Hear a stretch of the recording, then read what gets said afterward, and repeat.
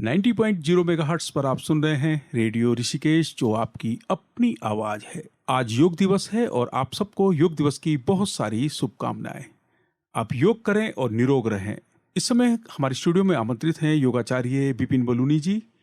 आप ऋषिकुल योगशाला राम झूला के संचालक हैं और आपने बड़ी संख्या में लोगों को योग कराया है और आपने उनको एक स्वस्थ जीवन शैली की तरफ आगे बढ़ाया है।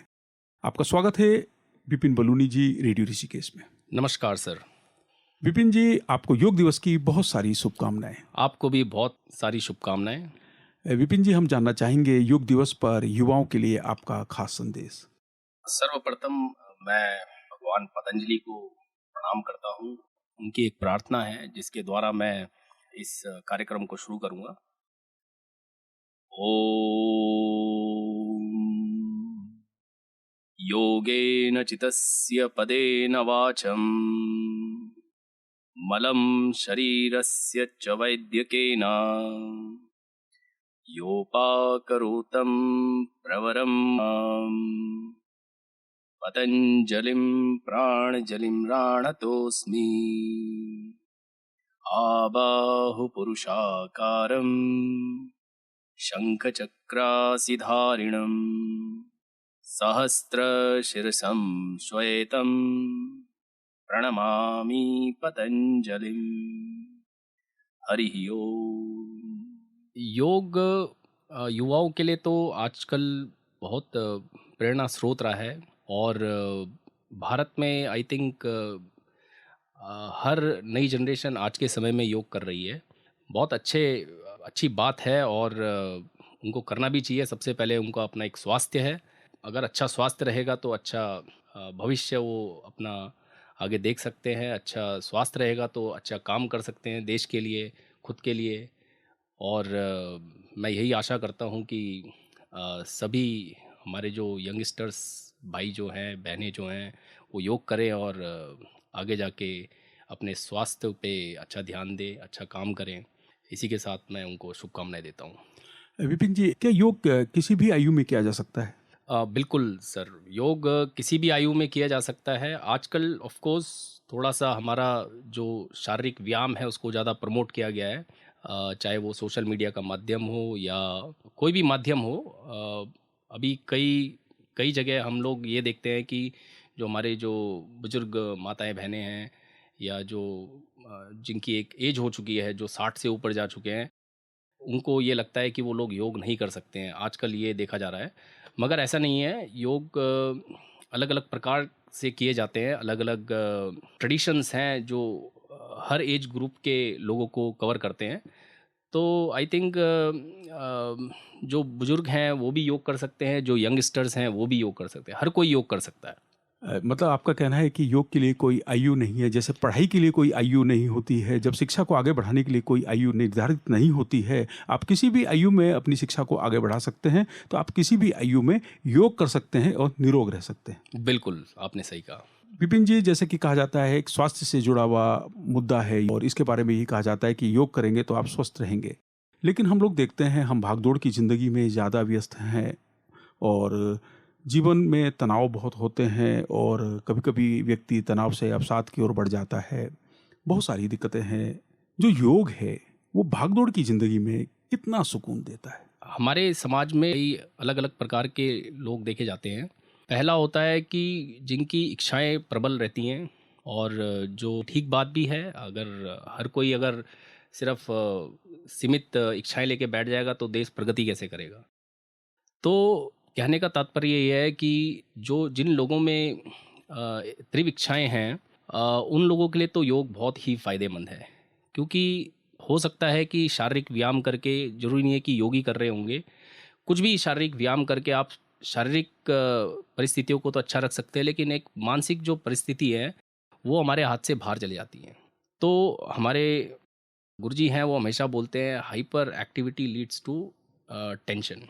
तो इसके लिए जो है, अगर हम डेली अगर 1 घंटा भी या आधा घंटा भी निकाल के अगर हम खुद को देते हैं, योग की क्रियाएं करते हैं, तो काफ़ी हद तक जो है हम लोग मानसिक तनाव को अपने वश में कर सकते हैं, काबू में कर सकते हैं, उसको कम कर सकते हैं। दूसरे प्रकार के लोग वह हैं जो अपने को स्थितियों में रखते हैं और काफ़ी हद तक फिज़िकली और मेंटली उनका स्वास्थ्य काफ़ी अच्छा रहता है। लेकिन आज के ज़माने में अगर हम देखें तो ज़्यादा संख्या में वह लोग हैं जो जिनके पास कार्य करने की क्षमता है और जो काफ़ी काम करना चाहते हैं। तो आजकल हम यही यही इसी प्रकार के लोग ज़्यादा देखते हैं और इनके लिए तो योग बहुत ही फ़ायदेमंद है, मानसिक स्तर पे और शारीरिक स्तर पे। वो लोग कर्मठ हैं जो काम करने की इच्छा रखते हैं और बहुत ही ज़्यादा एक्टिव रहते हैं, उनके लिए तो कर्मयोग है ही। मतलब अपना कर्म किए जाए और एक मन में ये विश्वास रखें कि जो हमारे जो ईश्वर हैं, जो भगवान हैं, उनको उनके रिज़ल्ट समर्पित करें।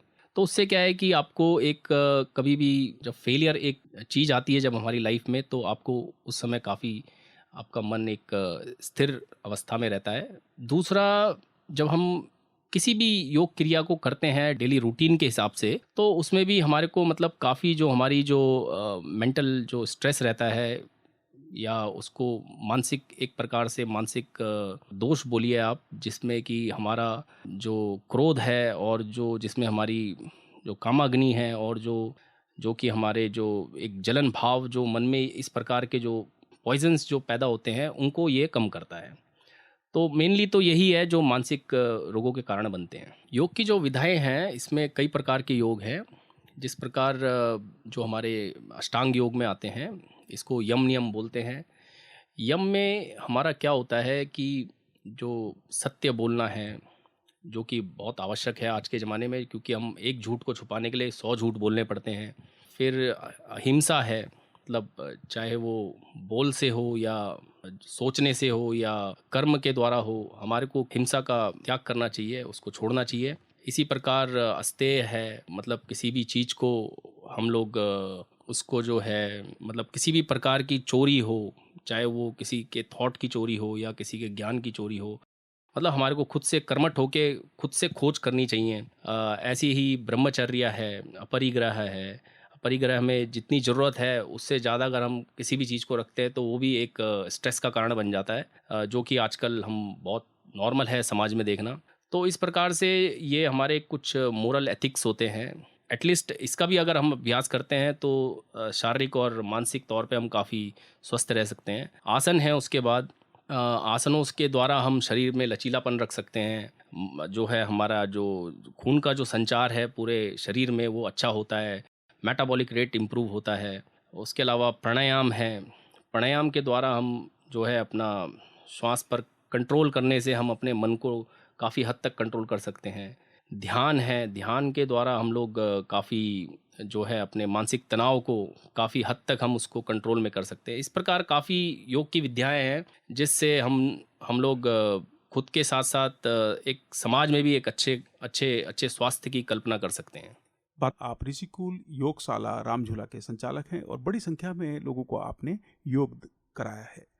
विपिन जी, अक्सर कहा जाता है कि योग से आयु बढ़ती है। इसके बारे में हमारे श्रोताओं को बताइएगा कि योग से आयु कैसे बढ़ती है। योग से आयु तो ये इतना साइंटिफिक प्रमाण नहीं मिलता है इसका, लेकिन हाँ, अगर आयु को बढ़ाना है, सबसे मुख्य कारण है खुश रहें। जो व्यक्ति खुश रहता है, जो जिस व्यक्ति के अंदर संतोष है, स्वाभाविक है कि आयु बढ़ती है, उसका स्वास्थ्य अच्छा रहता है। आजकल मुख्य कारण जो देखा जाता है, जैसे कि कई प्रकार की आजकल बीमारियां हैं जो कि बहुत कॉमन है, जैसे कि हाई ब्लड प्रेशर है, डायबिटीज़ है, काफ़ी सारी ऑटो इम्यून डिजीज़ हैं, जैसे कि गठिया है, बाई है। तो ये सारी की सारी बीमारियां कहीं ना कहीं हमारे जीवन को प्रभावित कर देती हैं। तो अगर इन सब बीमारियों के अगर हम मुख्य कारण देखें तो वो सारा स्ट्रेस है। तो इस भागती दौड़ती ज़िंदगी में अगर हम जितना स्ट्रेस को कम कर सकें, मेरे मेरे ख्याल से वही सबसे उत्तम लाभ देने वाली चीज़ है। हमारे हमारे जो लाइफ स्पैन है, जो हमारा जीवन है, उसको लंबा बनाती है। तो आई थिंक यही मुख्य कारण है। बाकी योग करने से तो नो डाउट कि अगर हम डेली दिनचर्या में अपने योग को शामिल करते हैं तो हमारा ब्लड प्रेशर काफ़ी हद तक कंट्रोल में रहता है। डायबिटीज़ को हम लोग काफ़ी हद तक उसको कंट्रोल में कर सकते हैं। जो हमारी ऑटो इम्यून डिजीज़ है, जो हमारे जो जोड़ों से रिलेटेड जो प्रॉब्लम है, उसमें तो प्रभावित करता है, खून का संचार बढ़ाता है, मांसपेशियों में ताकत लाता है। कहीं ना कहीं योग बहुत ज़्यादा हद तक हमारी आयु को प्रभावित करने में सहयोग देता है, योगदान देता है। आपका कहना है कि योग से आयु बढ़ती है, और आप सबसे बड़ी बात है कि आप खुश रहना सीखिएगा और आप स्ट्रेस मत लीजिएगा, और योग से आप तनाव को दूर रख सकते हैं। बिल्कुल। विपिन जी, आपको योग से जुड़े 15 साल से ज़्यादा हो गए हैं, कैसे आए आप? देखिए, मैं भी ऋषिकेश में योग सीखने से पहले मैं ओपन स्कूलिंग से पढ़ाई कर रहा था। पढ़ने में इतना ध्यान रहता नहीं था, तो उस चक्कर में घर वालों का एक विचार था कि ये अपना जो व्यापार है उस पे जाए, उसको संभाले। लेकिन व्यापार में मैंने बचपन से ही देखा कि बहुत स्ट्रेस वाला काम है, एक जगह बैठे रहना, और सुबह आओ, शाम को, रात को लेट नाइट तक जा रहे हैं। और इतनी कम उम्र में मेरे को ये बड़ा महसूस हुआ कि शायद से मैं इस चीज़ के लिए नहीं बना हूँ। तो कहीं ना कहीं पढ़ाई में भी कमज़ोर थे, तो ऐसा लगता था कि अब क्या किया जाए। तो मेरे एक मित्र थे, वो जो है मेरे को उन्होंने बताया कि आप जो है योग भी कर सकते हैं। फिर मेरे बड़े भाई थे, उन्होंने मेरे को इसमें काफ़ी मार्गदर्शन दिया। उन्होंने मुझे जो है पहली बार हमारे ऋषिकेश में बहुत पुराना एक योग सेंटर है, योगा स्टडी सेंटर करके है, आई थिंक मोस्टली सभी जानते हैं, यहाँ पे स्वामी रुद्रदेव जी हैं। तो उनसे शुरू में मार्गदर्शन मिला, फिर आगे जाके थोड़ा सा यूनिवर्सिटी कॉलेजेस में पढ़ाई करी। उनके साथ साथ हमारे एक और गुरुजी थे, उन्होंने हमारा सहयोग किया, मार्गदर्शन किया इस मार्ग में। तो तब से तो आई थिंक 2009 से हमने यहाँ पे योगा सेंटर खोला था, तब से हम इस फील्ड में कंटिन्यूसली काम कर रहे हैं। विपिन जी, जैसा कि आप बता रहे हैं कि आप पढ़ाई में कमज़ोर थे, जब आप योग से जुड़े, कितना अंतर महसूस किया आपने अपनी पढ़ाई में? योग से जुड़ने के बाद तो जो है, जो जो मेरा एक सोचना था कि मतलब कहीं ना कहीं हम लोग डीमोटिवेट रहते थे पढ़ने लिखने में, लेकिन योग में आने के बाद उस चीज़ का आभास हुआ कि पढ़ना लिखना भी कितना आवश्यक है। उसके बाद तो हमने मतलब कभी मुड़ के देखा ही नहीं। हम आज तक भी, हम जब तक किताब नहीं पढ़ते हैं तब तक नींद नहीं आती है। अब तो ये स्थिति आ गई है। तो नो डाउट योग ने काफ़ी मतलब हमारे विचारों को बदला है, और पढ़ने लिखने में तो बहुत ही सहयोग मिला है उसके द्वारा। एक युवा, एक छात्र को मोटिवेट करने में योग कितना कारगर है? युवा को तो आज के समय में योग के द्वारा मोटिवेट करने में बहुत सहायक हो सकता है, क्योंकि मैं भी एक युवक ही हूँ, और मैंने खुद में काफ़ी सारे बदलाव देखे हैं, खुद में बहुत सारे चेंजेस देखे हैं, जिसने मतलब हर चीज़ में हमारी विचारधाराओं को बदला है। और हद तक आपको योग मैच्योर बनाता है। युवाओं को सबसे पहले उसका स्वास्थ्य है, जिसमें कि युवा लोग कभी भी पीछे नहीं हटते हैं। तो नो डाउट योग में हमारे कुछ फिजिकल अभ्यास रहते हैं, उनके द्वारा युवाओं को काफ़ी मोटिवेट किया जा सकता है। यहाँ तक कि आप देखते होंगे आज हर हर घर में आई थिंक योग करते हैं लोग यहाँ पे, और हर घर में एक योगा टीचर भी आपको ज़रूर मिलेगा ऋषिकेश के अंदर। तो ऐसा नहीं है, योग युवाओं को एक विज़न दिखाने में बहुत बड़ा योगदान दे सकता है। जैसे कि हम अक्सर देखते हैं कि युवा और बच्चे भी मोबाइल पर रहते हैं, काफ़ी समय वो व्यस्त रहते हैं मोबाइल पर। अगर हम योग की बात करें, तो क्या योग के माध्यम से, क्या उनकी जो जीवन शैली है, जो मोबाइल पर वो लोग व्यस्त रहते हैं, क्या उससे हम दूर रख सकते हैं उनको? ऑनलाइन गेमिंग जैसे जो कहते हैं एक लत के तौर पर वो दिखाई देते हैं, तो क्या योग उसमें कुछ काम आ सकता है? देखिए, योग तो बाद में काम आएगा, पहले तो हमारे को खुद के अपने जो घर के लोग हैं, जिनके द्वारा हमारे को ये सब चीज़ें अवेलेबल होता है, सबसे पहले उन्हीं को ये सब सोचना चाहिए कि वो अपने बच्चों को कम से कम जो है ऐसे उपकरण उपलब्ध कराएं। दे ऐसा नहीं है, लेकिन उनके हाथ में ये सब हम औजार पकड़ा रहे हैं, जिससे कि एक तो सबसे पहला उनका अपना फिजिकल स्वास्थ्य खराब हो रहा है, एक जगह बैठ के देखते रहते हैं, कोई पोस्चर भी मेंटेन नहीं करते हैं। और दूसरा कि जब हम मोबाइल खोलते हैं, तो एक बार खोलने के बाद उसकी लत ऐसी पड़ जाती है कि उसको स्विच उसका ऑफ करना तो असंभव ही लगता है। बच्चों को तो इन चीज़ का ज्ञान नहीं रहता है, लेकिन जो उनके बड़े बुजुर्ग हैं उनको इस चीज़ के बारे में उनको अवगत कराना चाहिए। पहली ये चीज़ बहुत ज़रूरी है। दूसरी चीज़ उनको योग करना चाहिए। बच्चों को आज के समय में हर स्कूल में योग सिखाना चाहिए, उनको ध्यान की क्रियाएं सिखानी चाहिए, उनको इनके फ़ायदे और नुकसान दोनों ही बताने चाहिए। बच्चा इन चीज़ों को नहीं जानेगा, नहीं समझेगा, उनके बड़े जो बुजुर्ग हैं और या जो उनके अध्यापक हैं वो इस चीज़ के बारे में उनको अवगत नहीं कराएंगे, तब तक इस चीज़ में कोई भी इम्प्रूव होने की संभावनाएं कम दिखती हैं। विपिन जी, आपने अभी पोस्चर का जिक्र किया, कैसे बैठना है, कैसे लेटना है, कैसे चलना है, ये सब चीज़ें हमारी ज़िंदगी का अभिन्न हिस्सा हैं। तो योग है, योग के माध्यम से क्या हम इन सब चीज़ों का ज्ञान करा सकते हैं बच्चों को, युवाओं को? तो इसके बारे में थोड़ा सा बताइए, क्योंकि ये हमारी रोज़ की जीवन शैली का हिस्सा है। ये बड़ा दुर्भाग्यपूर्ण होता है जब भी हम लोग देखते हैं कि जो हमारी युवा पीढ़ी है वो अपनी कमर सीधी करके 5 मिनट भी नहीं बैठ सकती है। ये कहीं ना कहीं जो हमारी जो लग्जरी जो लाइफ बन चुकी है, घर में चेयर्स हैं, सोफ़ा सेट्स हैं और जो कंप्यूटर स्क्रीन है, ये सारी चीज़ें कहीं ना कहीं हमारे जो फिज़िकल पोस्चर पे प्रभाव डालती हैं। तो एक बैठने का जो तरीका है, योग बड़े अच्छे तरीके से उस चीज़ को बताता है कि कैसे हमारा एक बैठने का पोस्चर होना चाहिए, हमारे को खड़ा कैसे रहना है। कई बार आपने देखा होगा कि हम लोग कभी भी सीधे खड़े, हमारा वजन जो है या तो एक पैर पे रहता है या दूसरे पैर पे रहता है। ज़्यादा देर तक हम अपने अपने शरीर की हड्डी को, जो कमर की हड्डी, रीढ़ की हड्डी होती है, उसको सीधा नहीं रख सकते हैं। तो ये सब चीज़ें योग बहुत अच्छे से समझाता है। मैं तो सभी को बोलूँगा आप सभी लोग योग करें और योग के माध्यम से इन सारी जानकारियों को आप प्राप्त करें और अपने जीवन में उसका अप्लाई करें।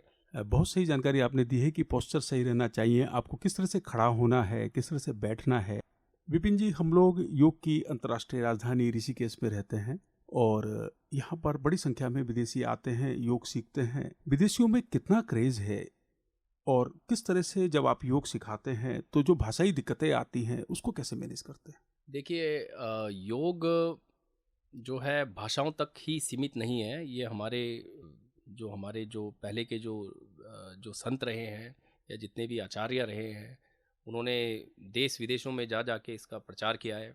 कई जगहों में भाषाएं जो है बाधित करती हैं इसका प्रचार प्रसार करने में, मगर उसके लिए भी सॉल्यूशन देखे जा सकते हैं। जैसे कि हमने अपने स्कूल के अंदर हमारे को ऐसा लगा कि बहुत सारे ऐसे विद्यार्थी लोग आते हैं पूरे विश्व से जिनकी अंग्रेजी मातृभाषा नहीं है। हमने उसी को सोचकर अपने स्कूल के माध्यम से हमने कई कोर्स ऐसे निकाले, ऐसे पाठन शैली को उसको इम्प्रूव करने के लिए, कि हमने उन्हीं के देश से, उन्हीं के ही लोगों के माध्यम से हमने ऐसे लोग ढूंढे जिनको मल्टीपल भाषाएं आती हैं, जिनको इंग्लिश भी आती है और रशियन भी आती है, जिनको इंग्लिश भी आती है, स्पेनिश भी आती है। इसी प्रकार से हमने उनको रिक्वेस्ट करके भाषाओं को, जिस प्रकार जैसे हम लोगों का जो माध्यम है, या तो हम हिंदी में पढ़ा सकते हैं योग को या अंग्रेजी में पढ़ा सकते हैं। हर भाषाओं को जानना हमारे लिए भी थोड़ा सा असंभव हो जाता है। तो हमारी रिक्वेस्ट के द्वारा वहाँ से कई हमारे ऐसे विद्यार्थी लोग आए जिनको मल्टीपल लैंग्वेज का ज्ञान है, उन्होंने हमारा काफ़ी सहयोग किया। इसी प्रकार कई देश ऐसे हैं जहाँ पे अंग्रेजी भाषा का इस्तेमाल नहीं होता है, मगर योग खाली इस तक सीमित ना रह जाए कि वो लोग योग को जान ही ना पाएँ। इसलिए हम लोगों ने इसको हर देश से हमने ट्रांसलेटरों से बात करी, ट्रांसलेटरों के माध्यम से उन्हीं की भाषा में उनको ट्रांसलेट करके योग का प्रचार प्रसार हम अभी भी कर रहे हैं। 90.0 मेगाहर्ट्ज पर आप सुन रहे हैं रेडियो ऋषिकेश, जो आपकी अपनी आवाज़ है। इस समय हम मुलाकात कर रहे हैं योगाचार्य विपिन बलूनी जी से। अगर हम 3-4 दिन योगासन कर रहे हैं, प्राणायाम कर रहे हैं और फिर अचानक हम उसको छोड़ दें, तो क्या शरीर पर कोई नकारात्मक प्रभाव पड़ता है? देखिए, इसमें क्या होता है, सबसे पहले तो आप कोई चीज़ कर रहे हैं तो उसको कुछ लंबे समय तक अभ्यास करें, ताकि उसके बारे में आपको, उसकी जो जो इफ़ेक्ट्स हैं उनके बारे में आपको महसूस हो सके। तभी आप कहीं जाके आप थोड़ा सा मोटिवेशन फील करते हैं उसके बारे में। लेकिन ये आपने सही बोला कि जैसे अगर हम कुछ दिन योग करते हैं तो स्वाभाविक है कि हमारी मांसपेशियां खिंचती हैं और हमारे कुछ जॉइंट्स हैं वो खिंचते हैं, तो शरीर में थोड़ा-सा थकावट सी लगती है या थोड़ा-सा दर्द महसूस होता है। वो कुछ ही दिन के लिए होता है, अगर उसको आप थोड़े और दिन कंटिन्यू करते हैं तो वो दर्द जो है हट जाता है वहाँ से और आपको अच्छा महसूस होता है, अच्छी लाइट बॉडी महसूस होती है, पूरे दिन आप एक्टिव फ़ील करते हैं। एक आपको पोस्चर में इम्प्रूवमेंट देखने को मिलती है, आपको श्वास लेने में इम्प्रूवमेंट देखने को मिलेगी, आप जो सोचते हैं और जो आपकी जो एकाग्रता रहती है किसी चीज़ को सोचने में, करने में, वो इम्प्रूव होती है। लेकिन अगर आप कुछ दिन करेंगे और उसके बाद उसको छोड़ देंगे तो अ, हो सकता है कि फिर दोबारा आप उस चीज़ को सीखना चाहें, तो उस अवस्था से तो आपको गुजरना ही पड़ेगा। साइड इफ़ेक्ट्स तो योग में नहीं है, ऐसा नहीं है। बस ये है कि उनको दोबारा से उस स्टेज पे तो आना ही पड़ेगा कि दोबारा से उस चीज़ में दर्द झेलना पड़े या थोड़ा-सा खिंचाव हो या थोड़ा थकावट हो। तो मैं इस अवस्था में तो रिकमेंड करूँगा कि आप कम से कम 1 महीना तो योग अभ्यास करें और देखिए उससे क्या आपको फ़ायदे मिल रहे हैं। बहुत सही बात विपिन जी ने बताई है। विपिन जी का कहना है कि कम से कम 1 महीना अभ्यास कीजिएगा तो आपके शरीर में आपको बहुत सारे परिवर्तन दिखाई देंगे, आपकी एकाग्रता बढ़ जाएगी। विपिन जी, मैं आपसे जानना चाहूँगा, जब हम योग करते हैं तो हमें अपने जो भोजन है उसमें किस तरह की सावधानियाँ बरतनी चाहिए? देखिए सबसे पहले क्या होता है कि हमारे को एक भोजन का समय निर्धारित रखना चाहिए। और भोजन तभी करना चाहिए जब हमारे को भूख लग रही हो। कभी-कभी क्या होता है कि हमारे को हैबिट हो जाती है कि 10 बजे हमारे को नाश्ता चाहिए सुबह, तो 10 बजे करना है। लेकिन उस अवस्था में भी हमारे को ये देखना चाहिए कि हमारे को भूख लग रही है कि नहीं लग रही है। अगर भूख नहीं लग रही है तो अगर आप खाना अगर छोड़ते हैं तो कोई बड़ी दिक्कत वाली बात नहीं है। सबसे मेन बात है, अगर आपको प्यास लग रही है तभी आप पानी पिएँगे। अगर आपको प्यास ही नहीं लग रही है, अगर आपको पानी दिया जाए तो आप उस पानी को ग्रहण नहीं कर पाएँगे। तो ये एक सबसे पहली इम्पोर्टेंट चीज़ है। दूसरा क्या है, हमारे को एक नियम बाँधना चाहिए कि खाते वक़्त जो है हम लोग कम बातें करें। टीवी या जो इलेक्ट्रॉनिक उपकरण हैं उनका उपयोग ना करें। परिवार के साथ बैठ के खाएँ और सबसे अच्छी चीज़ होती है। दूसरा क्या है कि खाते वक़्त हम लोग पानी का जो सेवन जो है ना करें। जिस वक़्त अगर हमारे को पानी की आवश्यकता लग रही है, महसूस हो रही है, उसी समय थोड़ा-सा पानी ग्रहण करें। अदरवाइज़ खाना खाने के बाद एटलीस्ट 15 मिनट्स का गैप दे के ही पानी पिएँ। आजकल हम मार्केट में देखते हैं कि सब्जियां और जो हमारे जो फल हैं वो सीज़न वाइज तो अब रही नहीं है। अब 12 महीने हर चीज़ अवेलेबल रहती है। तो हमारे को इस चीज़ का भी ज्ञान होना चाहिए कौन से सीज़न में कौन सी सब्जियां आ रही हैं, कौन से सीज़न में कौन से फल उपलब्ध है होते हैं हमारे को प्रकृति के द्वारा, उन्हीं चीज़ों का सेवन करें। दूसरा जो हमारे आहार विहार में हमारे को निद्रा भी आ जाती है। निद्रा जो है हमारी कम से कम 6 से 7 घंटे की एक अच्छी निद्रा होनी चाहिए, उसका भी एक सही सही समय सीमा बाँधें। हम लोग मोबाइल उपकरण के बारे में बात कर रहे थे, तो सोते वक़्त जो है अपना जो है नेट जो है, आप आजकल इंटरनेट बहुत यूज़ करते हैं, तो नेट को ऑफ़ करें सोने से पहले और मोबाइल की स्क्रीनिंग को बंद करें सोने से पहले। अदरवाइज़ वो पूरी हमारी जो जो स्लीप है, उसको डिस्टर्ब कर देती है। इसलिए हम लोगों को देर रात तक नींद नहीं आती है क्योंकि हम लोग फ़ोन की स्क्रीन को देखते रहते हैं। और आई थिंक अगर इतना भी हम फॉलो करते हैं तो जो हमारे जो जो दिनचर्या है उसमें काफ़ी प्रभाव देखने को मिलता है। सर, हमसे मुलाकात करने के लिए, हमारे स्टूडियो में आने के लिए, अपना कीमती समय देने के लिए आपका बहुत-बहुत आभार, बहुत-बहुत धन्यवाद। बहुत-बहुत धन्यवाद सर। 90.0 मेगाहर्ट्ज़ पर आप सुन रहे हैं रेडियो ऋषिकेश, जो आपकी अपनी आवाज़ है। इस कार्यक्रम के संबंध में यदि आप कोई सुझाव देना चाहते हैं तो आप हमें व्हाट्सएप कर सकते हैं। हमारा व्हाट्सएप नंबर है 9411392967। मैं रिपीट कर रहा हूँ, 9411392967।